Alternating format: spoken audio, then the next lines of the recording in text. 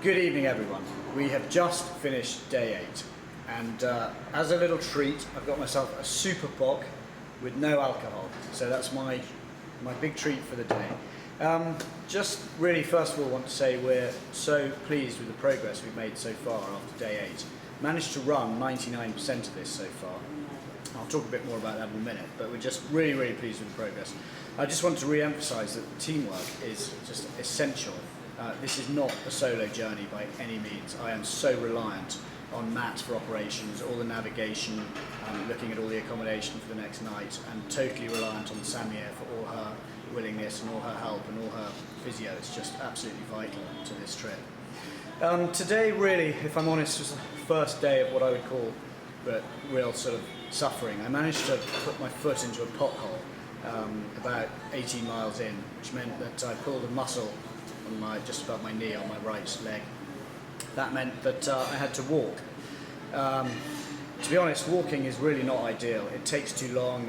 I just feel really anxious walking. I'd much rather run. It's not serious. I mean, Sammy has worked her magic on it this evening with a massage, and I'm sure it'll be absolutely right of brain tomorrow. But really, I much prefer running to walking whenever I can. You know, at the end of the day, no one said this was going to be a walk in the park, I must say. But today we had some serious traffic issues. We were in some quite a big industrial towns on our way up towards Porto. And some areas were just simply too dangerous for pedestrians, so I had to jump in the car and then get taken to a sort of safer area and then carry on running.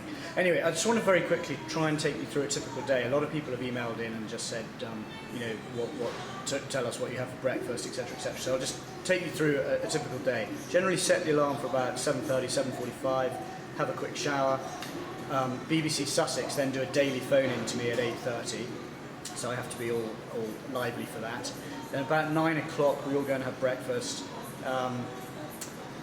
Typical day for breakfast, I have 2 bowls of porridge, bacon and eggs if it's available, a couple of croissants, a couple of bits of toast, an apple, a banana, some fruit salad, some yogurts, just as much as I can possibly take in. And then we'll probably have an hour between that and actually starting the run to digest. Also take, you know, nutrients and various proteins and carbohydrates that Optimum Nutrition have provided. We then drive to the destination that we'll start running from, or it might well be from the hotel. Do lots of dynamic stretching for sort of 15 minutes under the careful eye of Samia, who it's a bit like a sort of torture technique, to be honest. I then put on the old shoes. Luckily I haven't got any blisters at the moment. I have 4 pairs of shoes that I rotate on a daily basis, and then I have another 3 pairs which are one size too big in the event that my feet, if I have any blisters, and, you know, they get swollen, etc., etc. Generally we start running about 10:30. Matt's very good. Matt does probably half a marathon and sometimes a bit more, and he's in charge of the GPS because I'm a complete technophobe. But we also have walkie-talkies, and Sammy is usually 2 or 3 miles ahead, so we're always in range. The van's never far away. It's great having Matt because, you know, it's really good moral support. So we generally run for a couple of hours and then have a 10-minute break.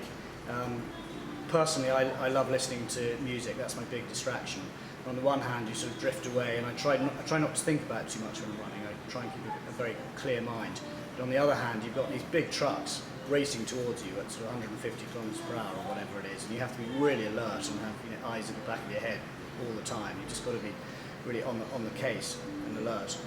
So at some point, stop for lunch, have a sandwich, etc., etc., and then usually finish around about 4:30. So it's about just under 5 hours running usually. Although today, as I landed in a pothole, it took 5 hours 45. It was the longest day. So we finish off, do some stretching for about 30 minutes, which is vital.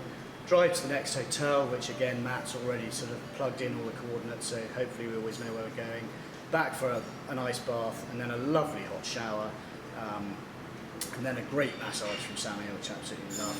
And supper, 8:30, 9 o'clock, just take on as many carbs as I possibly can, and then to bed about sort of 10:30.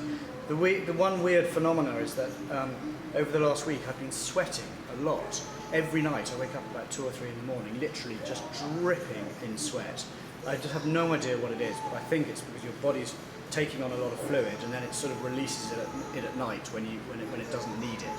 So I mean, it's not a problem. It's just kind of weird. I think it's also probably shock. My body's in shock at sort of turning into a caveman and running ridiculous distances each day. but you know, it's not a problem. So the upside is that we've had 2 days in a row of blue sky and great weather, so really positive about that. And just to be honest, this is a great adventure. We're really enjoying it. You know, it's just fabulous. Tomorrow is quite exciting because we're going to arrive in Porto. We're going to Taylor's Port, and they're putting on a few little drinkies for us, although I'm not drinking. So yeah, it's all good. It's just really exciting adventure. Thanks.